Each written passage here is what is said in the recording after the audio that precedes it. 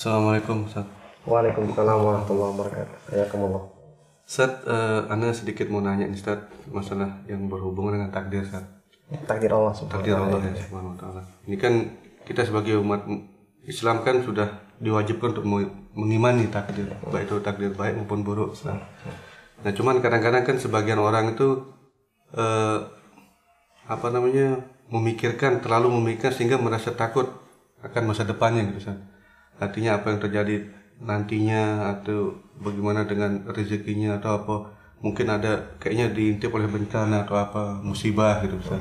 Nah ini bagaimana menurut antum Ustaz hubungannya dengan kadang-kadang rasa ketakutan itu dengan iman kepada takdir Ustaz, takdir Allah. Iya, barakallahu fikum. Alhamdulillah wassalatu wassalamu ala Rasulillah amma ba'du.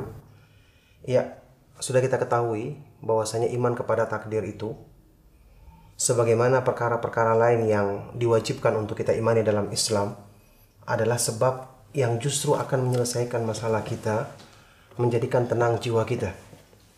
Karena termasuk yang paling utama masuk dalam firman Allah Subhanahu wa taala, dalam makna firman Allah Subhanahu wa taala, ala bidzikrillah tatmainnul qulub. Ketahuilah dengan berzikir kepada Allah hati akan menjadi tenang. Termasuk di antara seutama-utama zikir adalah mengisi hati dengan keimanan yang benar terhadap hal-hal yang diwajibkan untuk kita imani.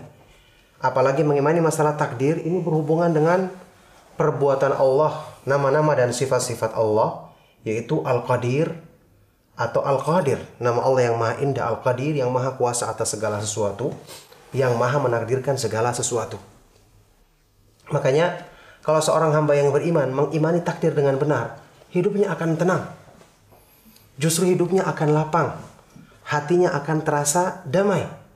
Itu yang diisyaratkan oleh Allah Subhanahu wa taala dalam firman-Nya dalam Al-Qur'an, "Ma asaba min musibatin illa biidznillah, wa may yu'min billahi yahdi qalbah."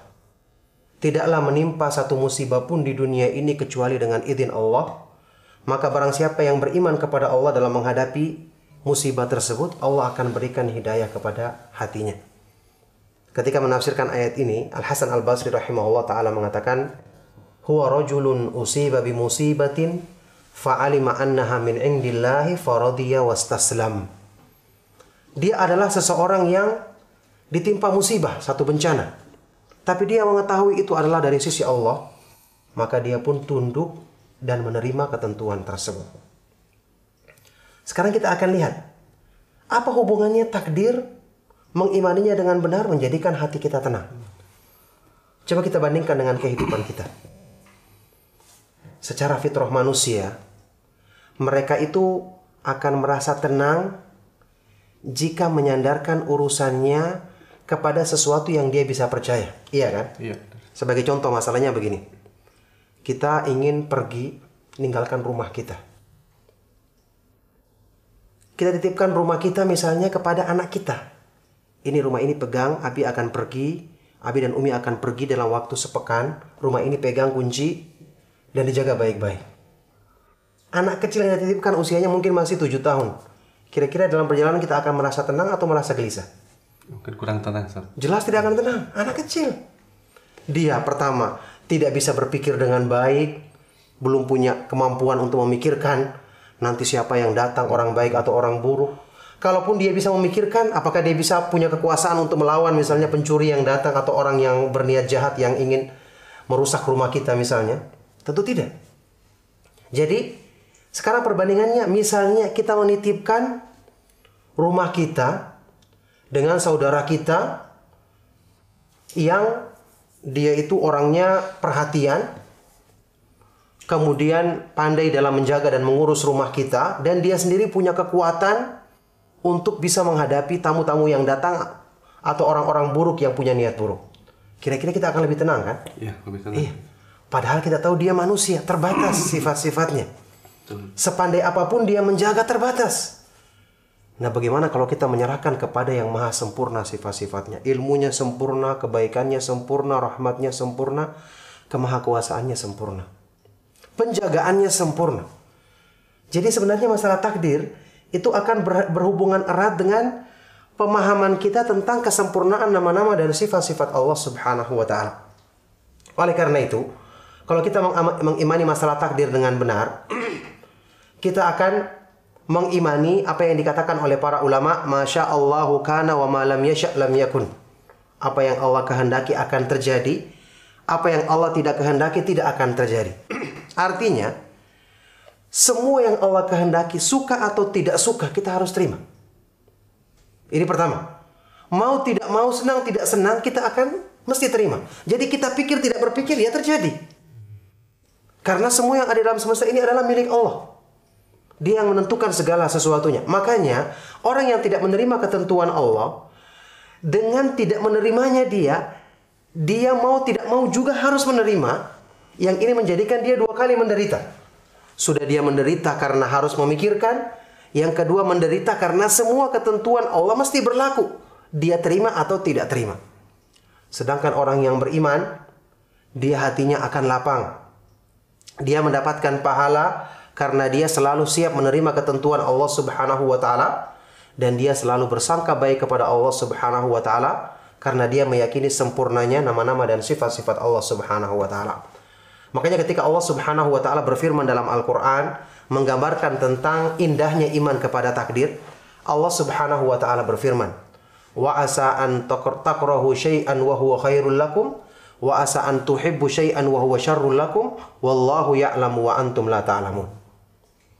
Boleh jadi kalian membenci sesuatu padahal itu justru baik bagimu, dan bisa jadi kalian menyukai sesuatu padahal itu justru buruk bagimu. Allah Maha mengetahui dan kalian tidak mengetahui. Coba lihat, ketika kita takut menghadapi masa depan kita, seharusnya kita berpikir, apa yang bisa menjadikan saya bersikap baik menghadapi masa depan kita? Kita berpikir, sekarang masa depan tidak bisa kita rubah. Mesti akan terjadi sesuai dengan kehendak Allah. Maka berarti untuk mengurangi atau menghilangkan, ya paling tidak mengurangi stres saya menghadapi masa depan, saya berpikir dengan pemikiran positif yang kalau ini bisa kita terapkan pada diri manusia, seperti masalah penjagaan tadi. Kita berharap karena yang menjaga saudara kita yang bisa kita percaya, kita berharap rumah kita pulang dalam keadaan baik. Nah, kenapa pikiran positif ini tidak kita tempatkan pada Zat yang maha sempurna nama-nama dan sifat-sifatnya? Kalau kita berpikir positif seperti ini, Allah Subhanahu wa ta'ala maha sempurna kekuasaannya, maha sempurna kekuatannya, maha sempurna penjagaannya. Dialah Al-Qawi, maha kuat, Al-Aziz, maha perkasa, Al-Matin, maha kokoh, Al-Hafidh, maha penjaga. Ditambah dengan dia maha sempurna kebaikannya, Ar-Rahman, Ar-Rahim, Al-Muhsin, maha sempurna rahmatnya, kebaikannya. Terus yang seperti ini apa yang kita ragukan dari ketentuan yang diberlakukannya kepada manusia? Apalagi orang yang beriman yang Allah mengatakan dalam Al-Quran tentang dirinya, wa kana bil mu'minina rahima. Allah Subhanahu wa ta'ala maha penyayang terhadap hamba-hambanya yang beriman. Dalam ayat lain Allah Subhanahu wa ta'ala berfirman, kataba rabbukum ala nafsihi rahmah. Allah menetapkan bagi dirinya sifat rahmat, kasih sayang. Kalau kita bersangka buruk, maka pertama itu akan membuat pikiran kita semakin sempit, kegalauan tidak akan hilang, ditambah hal tersebut tidak akan merubah keadaan yang akan terjadi. Tapi kalau kita bersangka baik, Allah Subhanahu wa ta'ala memperlakukan hambanya sesuai dengan persangkaannya kepada Allah. Dalam hadis riwayat Imam Muslim, hadis Bukhari dan Muslim, hadis kursi, Allah Subhanahu wa ta'ala berfirman, Ana inda dhanni abdi bi. Aku ini sesuai dengan persangkaan hambaku kepadaku. Kemudian kita tambah lagi dengan keyakinan apa yang disebutkan dalam ayat tadi.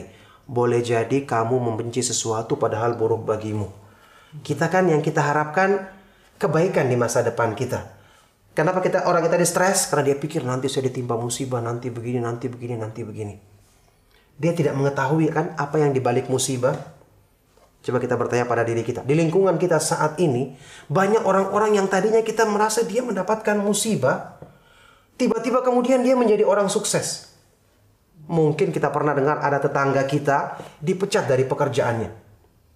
Dipecat dari pekerjaannya.